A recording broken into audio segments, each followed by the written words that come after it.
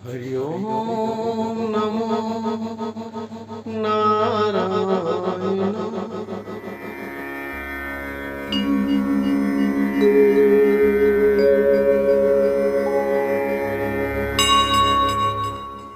जब हम अपने आप को बदलने की क्रियाओं में जाते हैं तब हमें शांति मिलती है। और पूरी दुनिया शांति ढूंढ रही है, पूरी पृथ्वी के मनुष्य शांति की ओर ढूंढ रहा है। शांति किसी को मिल नहीं सकती। या शांति कोई औषधि थोड़ी है। शांति कोई कोई ग्रंथ और मंत्र शक्ति नहीं है। शांति कोई उसको हम पकड़ के अलमारी में बंद कर लेंगे। शांति तो स्वयं में होगी। स्वयं को उसको धारण करना पड़ेगा। उसके नियम का पालन करेंगे, उसके आधार पर हम चलेंगे। वेद ने बार बार कहा है विचार दंडा। क्यों कहा कि विचारों से मनुष्य दिन में कई कई बार दंडित होता है। शांति कहाँ हुई? और शांति जब होगी, शांति ही ज्ञान का मार्ग है। शांति ही ज्ञान का मार्ग है। बिना शांति ज्ञान नहीं हो सकता। भगवान श्री कृष्ण ने अर्जुन से कहा कि अर्जुन ज्ञाने अग्नि दग्ध कर्माणि। अर्जुन, ज्ञान की अग्नि जब पैदा हो जाएगी तो करोड़ों जन्मों के पाप जलकर भस्म हो जाएंगे। जैसे हजारों मन लकड़ी के ढेर में आग की चिंगारी डालने से लकड़ी जलाकर उसको सुहा कर देती, राख बना देती है।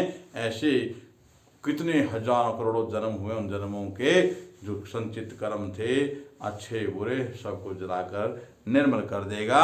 निर्मल करे सुहाए, शांति जिसके अंदर आए। जब शांति नहीं तो कैसे हो सकता है? अब ज्ञान सबको है। वो ज्ञान किस काम का? जिससे हम ईश्वर को संतुष्ट नहीं कर सकते। सभी कहते हैं हम साधना कर रहे हैं, सभी जितने भी सब लोग सब कहते हैं मैंने गुरु का नाम लिया है, मैंने सत्संग किया है, मैंने अमुक को। यार ये तो सब अपनी अपनी मार्ग है, अपनी अपनी इच्छा से मार्ग है। किसी ने किसी देवता को माना, किसी ने किसी देवता को माना। यानी वो किसने? मनुष्य के द्वारा है ना। ईश्वर ने तो कुछ नहीं विभाजन किया। ईश्वर ने तो कहा एको ब्रह्म द्वितीय नास्ति, एक ही है, दूसरा कोई नहीं है। उसी से ब्रह्मा विष्णु महेश, उनमें सब में मैं हूं। अब आरती करते हैं, सब में उसी का, तीनों में एक बताया है। चाहे भगवान शिव की आरती करे, चाहे विष्णु की आरती करे, चाहे ब्रह्मा की आरती करे, ब्रह्मा विष्णु तीनों एक बोला ना। और हम उस पर ध्यान नहीं दे रहे। ईश्वर बता रहा है मैं सब कुछ मैं ही हूं, सभी में हम सब एक है। सभी देवता भी वही है। नाना प्रकार के नाम से हम उसको पुकार कर अपने को संतुष्ट करते हैं। कोई किस नाम से पुकार के संतुष्ट कर रहा है, कोई किस नाम से पुकार कर संतुष्ट कर रहा है। क्योंकि डरे हुए है ना। और डरा मनुष्य क्या करेगा? सहारा ढूंढेगा। और बिना सहारा कोई जिंदा नहीं रह सकता, चाहे कितना बड़ा इंसान है दुनिया का। सहारा ही सबको जीने के लिए सहारा ढूंढता है, तो बेसहारा नहीं रह सकता। सहारा ढूंढता है, जबकि सहारा उस एक का ही लेना के लिए उसके अच्छे विचारों की, स्वच्छ मन की, सिद्धांतों की अवहेलना करता है। तो उसे सहारा के अलावा जीने के लिए उसके पास कोई रास्ता नहीं है। क्योंकि वो सहारा लेकर अच्छे बुरे सब काम सहारा से करता है। और अकेला जंगल में छोड़ दे तो बिना सहारा के वो कोई ना अच्छा कर सकता ना बुरा कर सकता। वो सिर्फ एक लक्ष्य में चला जाता है। इसलिए जंगलों में जाते हैं, गुफाओं में रहते हैं। और हम गुफा आदि में रहकर कहते हम तो ज्ञानी हो गए, तपस्वी हो गए। अब जो हमारा बड़ा तपस्वी कोई नहीं है, हम सब कुछ बदल देंगे। हम कैसे बदल दूंगा मैं? मेरे पास ऐसा कोई उपाय नहीं है। मेरे पास ये उपाय है कि आप शांति चाहिए तो आप सिद्धांत का पालन करें। और उससे सिद्धांत कैसे, शांति कैसे, सिद्धांत कैसे मिलेंगे? दुकान में, बाजार में नहीं मिलता है, कहीं नहीं मिलता है। शांति मिलती है उसको एक तत्ववेता गुरु, ब्रह्मनिष्ठ गुरु उसको शांति के मार्ग को बताएगा। आप कहेंगे कैसे? तो राजा भरथरी जंगल में शिकार खेलने गए। शिकार खेलने के लिए गए, एक मृग को देखा, उसके पीछा कर लिया। घोड़े पे बैठे मृग के पीछे दौड़े जा रहा है। और मृग ने अपने प्राण बचाने के लिए एक संत की झोपड़ी कुटी बनी थी उसमें घुस गए। और उस संत अपने आनंद में समाधि में बैठे हैं। राजा भरथरी ने अपना बाण मारा, मृग के लगा। मृग जोर से चिल्लाया और अपने प्राण त्याग दिए। इधर संत की समाधि टूटी, देखा सामने एक राजा खड़ा कि हे राजन, मैं पहचानता हूँ तुम राजा हो, मैं जंगल में हूँ, परंतु मुझे तुमसे कोई भावार्थ यथार्थ सिद्ध करने की आवश्यकता नहीं है, परंतु आप ये बताइए कि आपने मेरे घर में मेरी कुटिया में मेरे को क्यों मारा? ये अधिकार आपको किसने दिया? किसी को मारने का अधिकार किसने दिया है? ईश्वर ने नहीं दिया। ईश्वर ने किसी को मारने का अधिकार नहीं दिया है। ये एकदम कटु सत्य है। चाहे चिंटी है चाहे हाथी है, किसी भी प्राणी को मारने का अधिकार किसी के पास नहीं है। अगर ऐसा करते हैं तो यही सबसे बड़ा अभिशाप सिद्ध होता है। तो राजा घबरा गए। क्यों घबरा गए?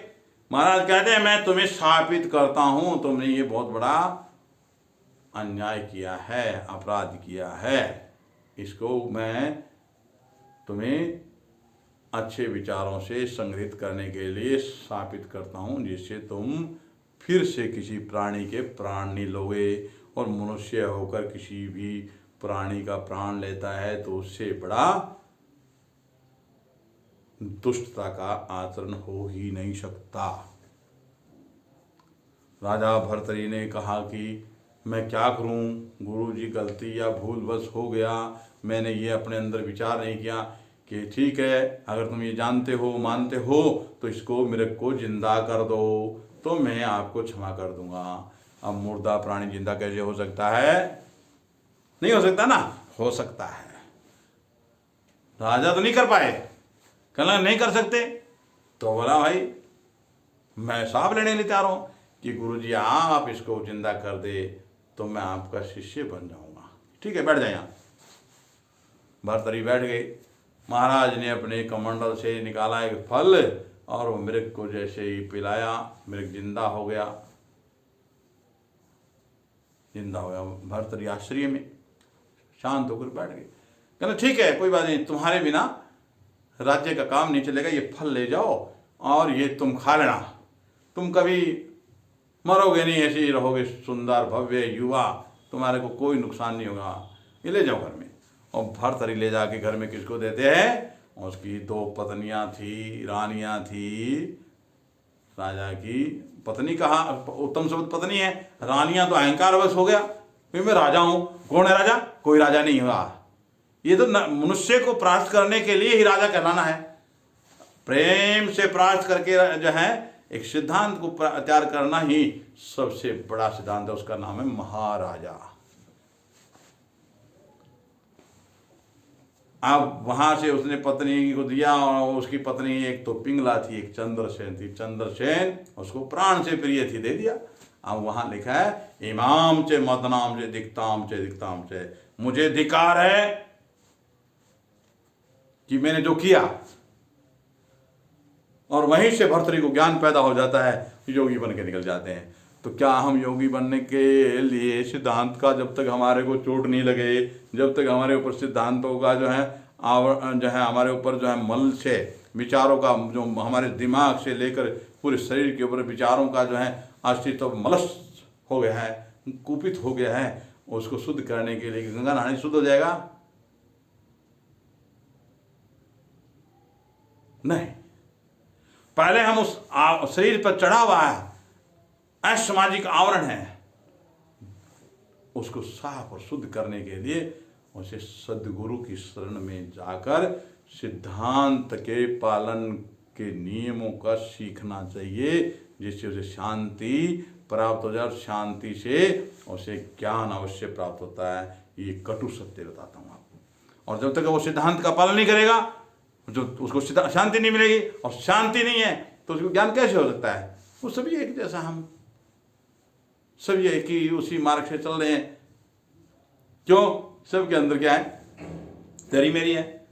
तो संतों ने कहा तेरी मेरी छोड़ दे, क्यों करता तेरी मेरी है, क्यों करता तेरी मेरी है, कोई चीज न तेरी है, कोई चीज न तेरी है। तेरी मेरी छोड़, कोई चीज तेरी है नहीं, न थी, न है, न रहेगी, तीनों का। हम अतीत के अंधेरे में ज्ञान को ढूंढे ना, हम अतीत में हमारे अंदर ईर्षा और द्वेष को प्रकट करते हैं। हम दूसरी भावना में चले जाते हैं कि मेरा मूल शंकर ने अच्छा नहीं किया, मूल शंकर को मैं देखूंगा। यहीं से ये शुरू हो जाता है कि हमारी वृत्ति जो है वो अराजक हो गई है, हमारे विचार जो है वो हमारे अराजक हो गए हैं। हम शांति कैसे ला सकते हैं?